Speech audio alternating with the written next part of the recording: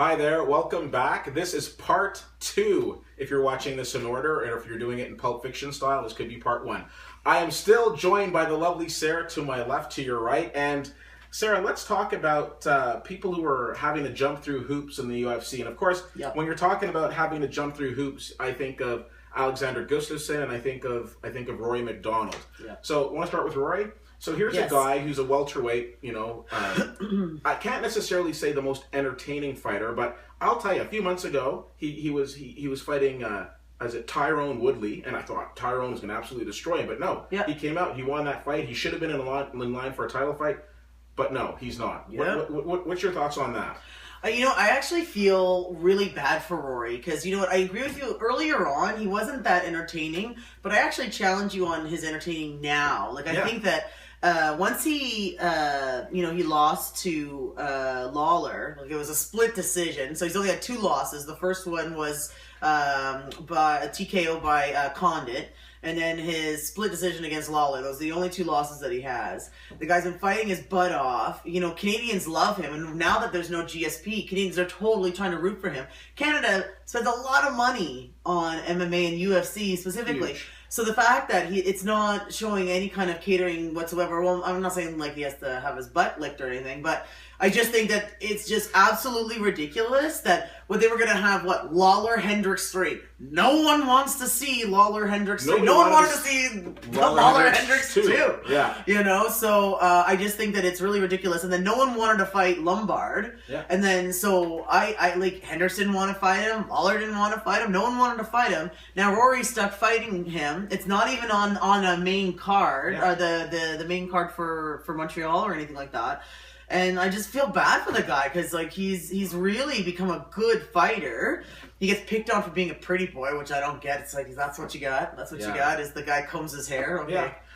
I find that in a lot of times, there are fights that we end up getting to see that we want to see, like Jones and Cormier. But I find a lot of times for a promoter, we're not always seeing those fights that we wanted to see. So, for example, we were dangled with a carrot for so many years of GSP and Anderson and GSP and Anderson. The super fight. And then it was Anderson and Jones. And then when Anderson lost to Weidman, Dana White comes out and he makes a statement, Anderson lost a lot of people a lot of money tonight. Well, that's BS. Because I go back to this movie, Iron Man 2, and there's a line in that movie where it says, if you make God bleed, people will stop believing in him. And the fact of the matter is, if you have 2 champions who fight each other, one of them is going to lose. Yep. So that champion has to go back to their division, humbled, and how do you marquee that person then? So the last thing Dana White ever wants to do is see top people like an Anderson fight Jones or an Anderson fight GSP. So coming back to Rory should have been in line for a title fight. Yeah. Absolutely. The first Hendricks Lawler fight put me to sleep. You had Lawler in a title fight, not even attempting a takedown. Yeah. It's what the heck are you doing here? Yeah. And then they had the second fight, which also put us to sleep. And then the fact that they were even thinking about doing a third, and then Dana comes out and is this is what the fans are looking for. Now, I know I don't speak for every single UFC fan. But it's not, if you go on the forums, but you go on. No one was saying that. No one wanted the fight. So I feel we could potentially see the same thing that happened to Gustafsson. You can debate Gustafsson and Jones in that first fight that Gustafsson won that. I'm on the side that I think Gustafsson eked it out, but again, regardless. So you've got Gustafsson, who should have been the person to fight Jones, but then all of this stuff happens, and next thing you know, Cormier comes in, and now Gustafsson, because of that recent loss, has dropped down in the rankings. Now I know you can say, hey, if you're a contender for the title, you should keep winning, but and I'd agree with that, but I also say it was his just due to win it because he'd earned the shot and then he kind of got passed over. Well, it's super annoying as a viewer because I think what the fans wanted to see was actually Gustafsson Jones. Yeah, that's the fight we wanted to see. But then I guess Cormier ran his mouth long enough because now that they're doing announcing, you know what I mean. I find that like Bisping and Chael until when he was there, and Cormier. Even Cruz now they're all they're all one cute little crew and we're doing our thing. And I think they got the preferential treatment because then Cormier gets the fight for the belt. Gustafsson really should have had the shot. He then has to fight Rumble Johnson. The guy's in his home country, and it is just I don't know what happened. I don't know. I still don't know. I watched the fight even though it's only like a minute long, I watched that fight like 100 times, and I'm like, what the heck happened? Like, what happened? So, and now it's screwed for the Jones fight, because now no one's like, well, he just lost to Rumble Johnson, so obviously now Rumble Johnson has to have the fight. And I don't find Rumble Johnson exciting at all. So a couple of things. I think as soon as you're relegated to the Fox desk, your next step is fight night, and you're off of pay-per-views. Because I like Cormier, and he seems like a very nice, decent guy, but I think it's going to be a while before we see him back in the title picture. Yeah.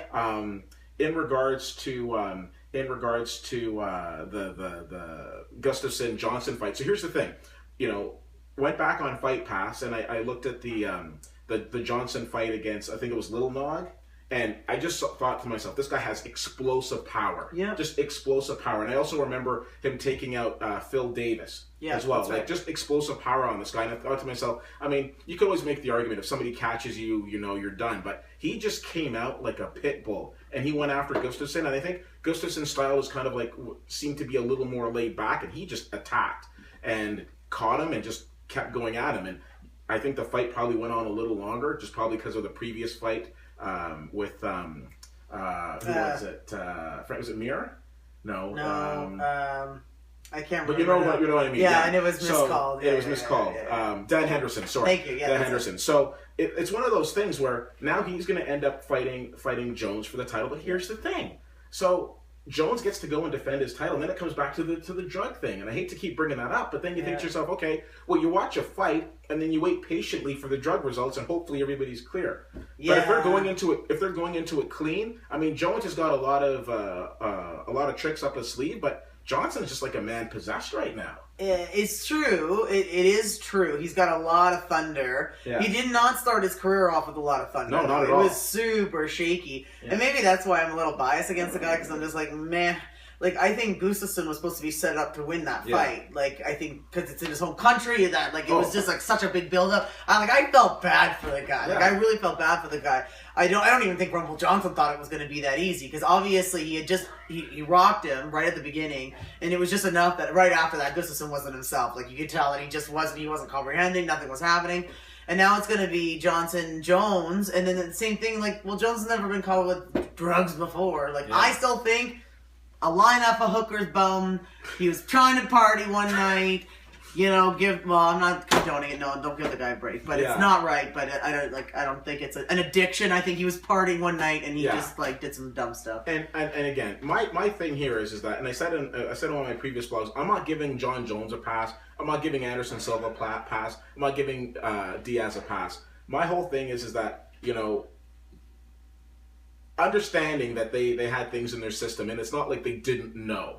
It's not like they didn't know. It's scary how early they know. Yeah, and they still let the fight happen. Yeah, but I kind of look at Dana White, and I think to myself, calling him Don King is kind of like an insult to Don King, because he's 10 times worse. Yeah, because here's a guy who knows that his fighters are doing stuff. Yeah. And they don't do anything. I mean, you can look at Olympics, you can look at Lance Armstrong. They get tests after, and then they see it, and they're like, okay, you know what? Your seven Tour de France's are gone. Your Olympic gold medal is gone. But in the UFC, depending on who you are and how much money you can make for them, it's like, well, we're going to support him. We're going to hope he gets some help. But if you're somebody who can't bring us in that amount of money, then no, you're gone. And that it perfectly sums up why I'm so annoyed at Rory McDonald is just because he's not a loudmouth, just because he's not going to bring you in the WWE fans. Like, just to be honest with you, no offense, it's fake wrestling. Just wanted to let the WWE people know that it's fake. But the thing is that MMA's real. At least here's the thing. At least WWE will come out and say, it's sports entertainment. That's the catchphrase now. Whereas UFC's like, these are the toughest people, and Dana White's always been like, no one's expendable. Well, clearly that's not true. Agreed. So here we go. We've just finished up part 2. You know what comes after part 2? Part 3. This is going to be the Kill Bill episode. So come back, won't you? And we're going to chat a little more about what's going on in the UFC. Thanks for checking this out.